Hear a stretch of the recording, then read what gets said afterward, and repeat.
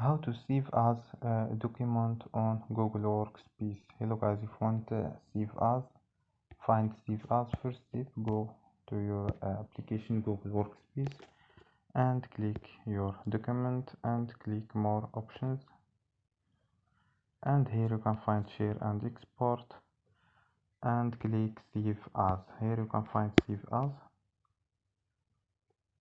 and you can save as Excel or PDF document or open document format or web page or CV, CSV, SV and TSV,